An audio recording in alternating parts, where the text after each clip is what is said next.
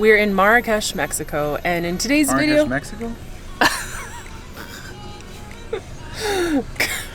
Good thing you caught that. We're in Marrakesh, Morocco, and in today's video, I am answering all the questions you asked me in this little episode of Ask Me Anything. So let's dive into your questions and my answers. I cover everything from working remotely, hitting our goals, not hitting them, babies, and wedding.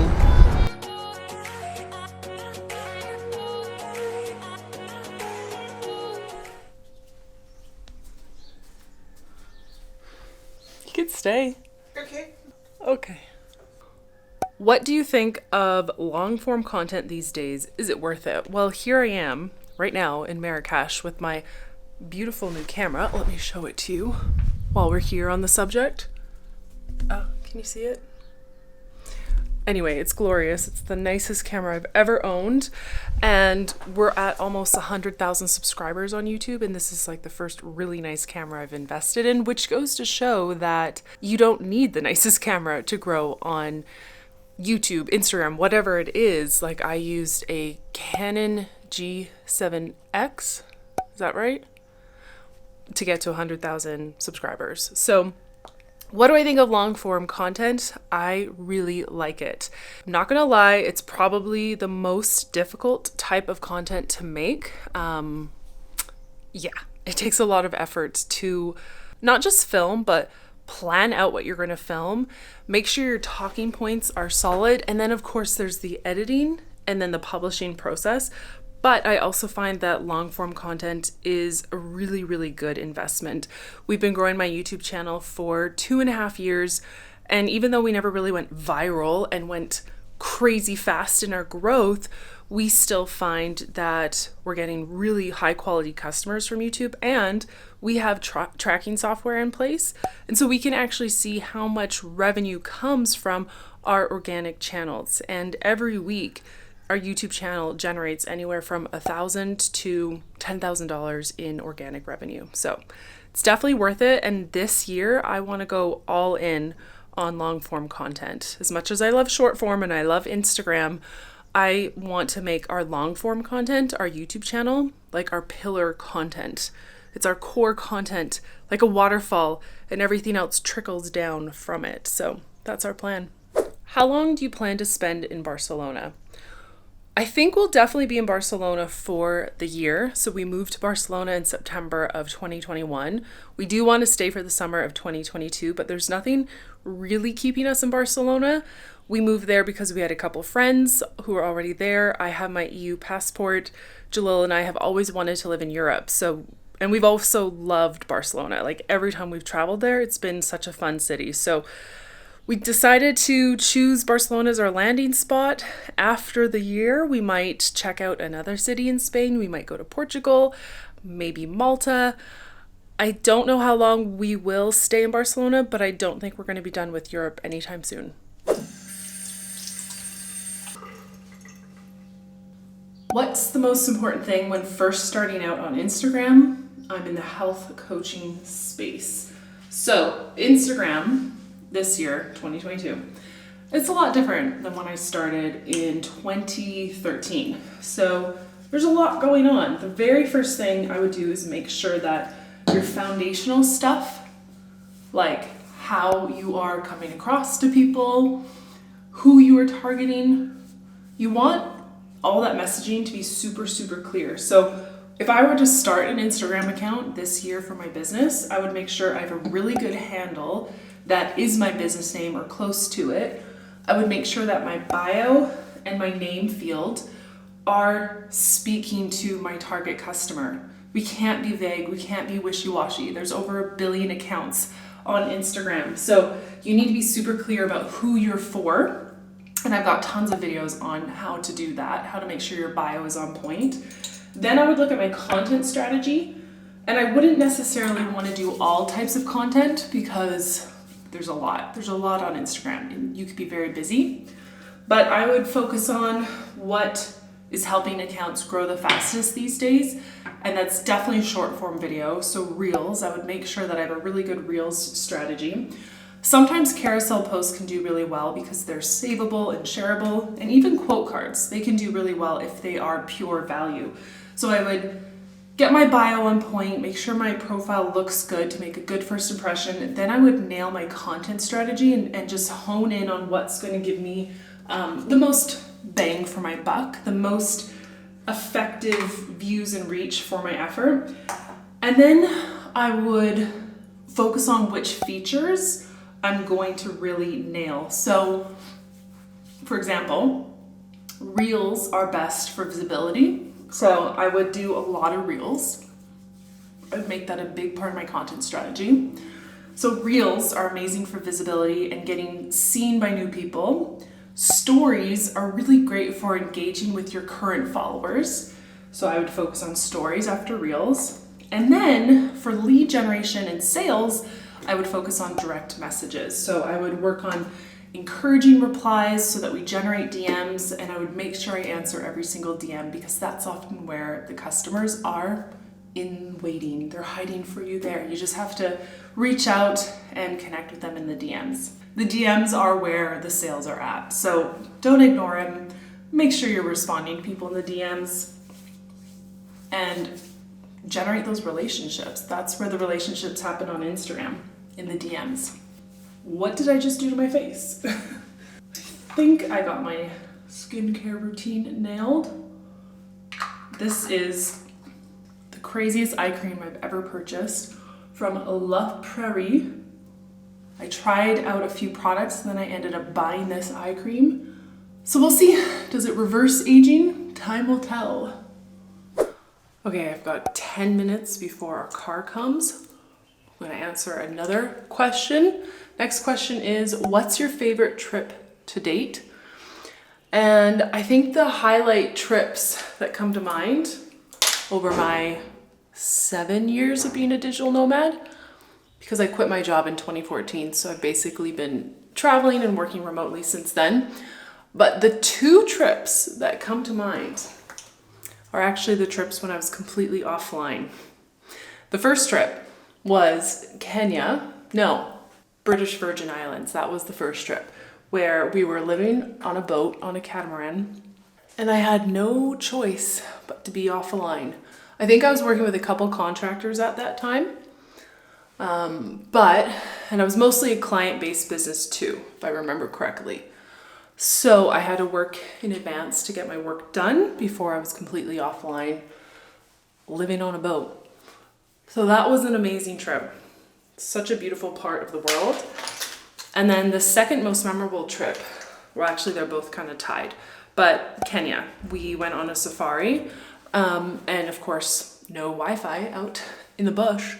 And I think because I was forced to be offline, it allowed me to enjoy the present moment a whole lot more, which is ironic because right now I'm working from Marrakesh, Mexico, and it's been an interesting trip because it's been beautiful, but I've been working a little bit every single day, so it's like I don't feel really present in the travels through Marrakesh, and I don't really feel present in my business, and it's just sort of an awkward feeling now. So, best trips, British Virgin Islands, Kenyan safari, ironically, and probably not too much of a surprise, but both of those trips were when I was forced to be offline completely. Next question. How hard is speaking a different language in a new country? Well, I learned French growing up as a Canadian, and then I continued learning French throughout high school and university when it was more optional. And that was about 10 years ago. And I always wanted to live in France so that I could, fully become conversational and fluent, because I'm an academic person. I can study something all day long. I can read it, I can write it, but speaking is a whole different beast. And so I've never actually lived in France to put my French to the test.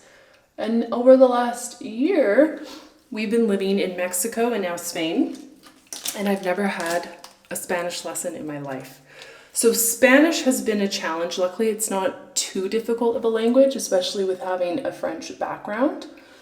But I've been learning from Duolingo, Literally, I didn't think it was possible to learn just from Duolingo, but I am on a 58-day streak right now.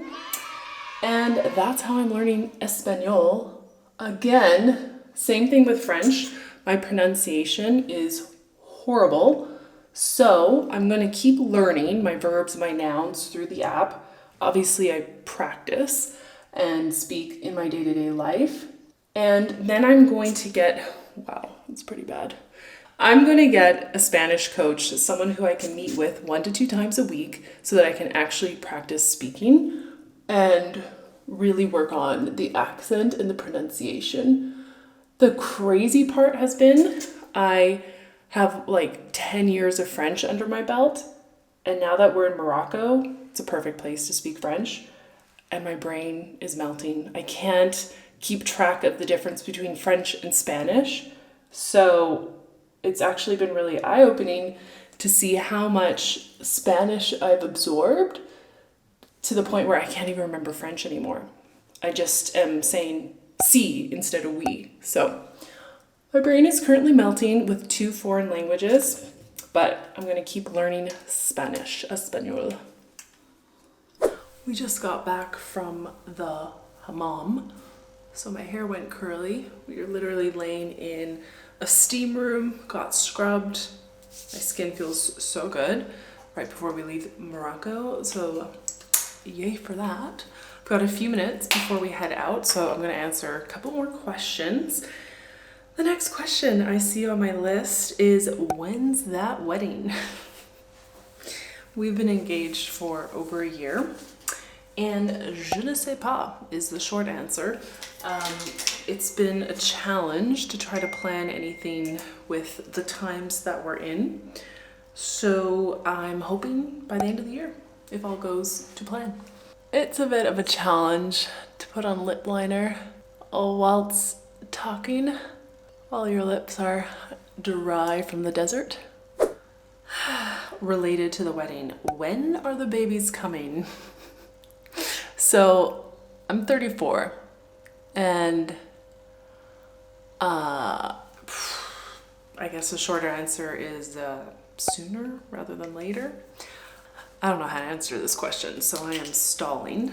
Yeah, I've worked in my business for the last few years to get it to a point where I could be free to set my own hours, obviously, so that I could take time off if I wanted to and have babies. And so we've been very fortunate that our life has become peak flexible. We're able to move countries. We both have jobs.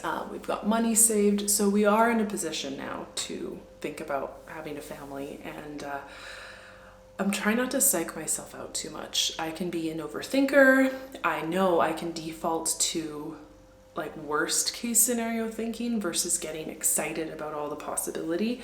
I'm not gonna lie, I'm a little bit nervous on having kids and doing a full 180 on my life and the way it is currently. We're dinks, double income, no kids, and we enjoy ourselves currently in Morocco in a villa, like case in point. So I don't want to psych myself out too much, and I know I overthink it, and I've been asking everyone, my friends, my mom, my therapist. I just don't think there's ever going to be a moment where I'm like, this is the time, we're both ready, let's do it. I don't know how I make this decision other than like, if I'm veering towards yes, guess we should just go for it. Otherwise there's no way of knowing until you actually do it. That's my non-answer answer to that question. It's our last day in Marrakesh. We're grabbing some lunch before we head home, and I thought I would do a couple more questions. And this question comes from my fiance. How do you think about life and work now versus when you started? And it's a good question because it's something that we talk about a lot, especially right now living in a new city. And I'm struggling with the balance between enjoying the city, enjoying the present moment, and keeping up work. And by that I mean growing a business. I'm still in this phase of growing a business, not really maintaining. And so there's that saying, new level, new devil. I've seen that every year of my business. Every year where there's a new level, it's like there's a new set of problems and worries. And the reason why we're here in Spain is to really enjoy life a bit more, get out of the rat race that's very common in North America, right? 100%. And embrace the Spanish lifestyle, which is very much about family, friends, chilling. Just to put those stereotypes out there, don't come at me. But yeah, just to find a different balance in life. So going back to the question, how do you think about life and work now versus when you started? When I started my business, I just wanted to be a digital nomad. I didn't want to be stuck in an office. I wanted to work from Bali, from a treehouse, and that was it. I just wanted an easy client-based business that I could run on my own and be nomadic. And I did that for a couple of years, and now my priorities have shifted a bit. And now I want peace within myself. I want to find a way to definitely enjoy the present moment without thinking about work all the time. I want to feel settled wherever I am. And I don't want to feel this longing for like, oh, I'll be happy when the next thing happens, or I'll be happy when the business does this. You know, I've been living in that state for the last, what's it been, 8-9 years? And so I'm just looking for a greater contentment with what my present moment is. What do you think about that? I think we should be enjoying our present moment. I can't do that with my hands. How long did it take you to create Social Bank from concept to finish? So it was the year, what year was it? 2021, it was last year, where in February we brought on some new team members, and part of that meant, oh, we might have a tripod. Let's see. Okay, we have a tripod. So how long did it take you to create Social Bank from concept to finish? So it was the year 2021 when we hired 2 new team members, and part of their onboarding meant doing an audit of all of our paid programs. And when we did an audit of Instagrowth Boss, which was my signature course at the time, we realized that it wasn't staying up to date with Instagram and its changes, and it was a lot harder to keep it up to date because it was a video-based course. So we reimagined a whole new concept for a course So February was the audit. March, we did a whole new restructuring of the course, and we wanted to bake in the seasons method because we saw that that really helped our students understand how to use the platform and not all of its features. We hired Kate, a course consultant in March, who helped us solidify that plan. And then in April, we went into production mode. I filmed for an entire day, filmed all the lessons of the program. We hired in writers. We started writing all the lessons. And that process of reviewing the videos, finalizing them, creating all the lessons, the images, that took months. So we thought we would be able to launch the course by June, but it wasn't until early July that we actually finished the course. So February, March, April, May, June, July. 6 months from start to finish to create Social Bank. How do you manage to answer your DMs? It must be crazy out there.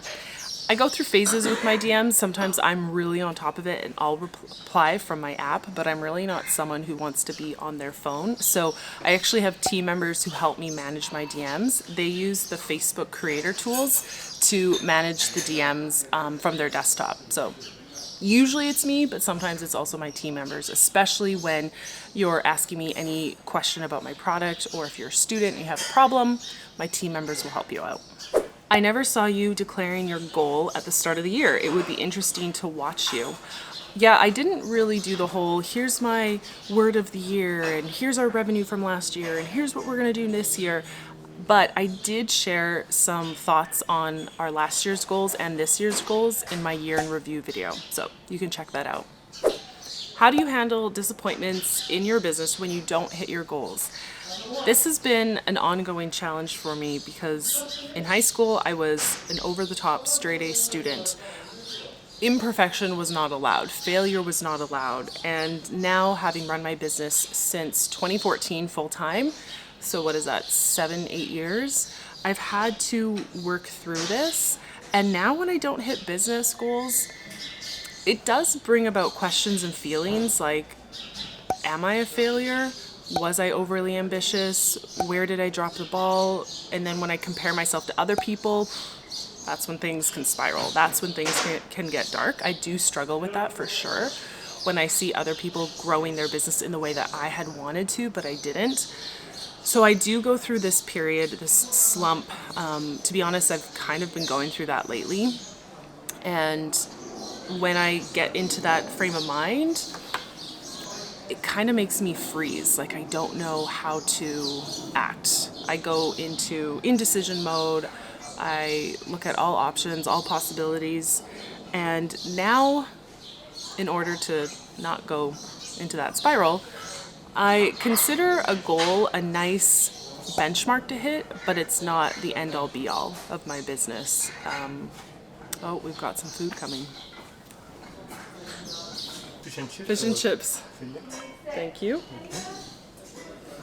So to wrap up my thought on that last question on how I handle not hitting my goals, I go a lot easier on myself. Goals are an awesome benchmark for me and my team to strive towards, but if we don't hit them, it's not the end of the world anymore. It's just considered a lesson learned, because we certainly learned a lot along the way trying to hit that goal, and that's actually what counts. That's a wrap on today's Ask Me Anything. If you liked this video, leave a question below for the next time I do an Ask Me Anything. It was kind of fun. And if you like these more lifestyle travel related videos, watch this next video right here where you're gonna get a little bit more insight into my life and our life as digital nomads on the road. I'll see you there.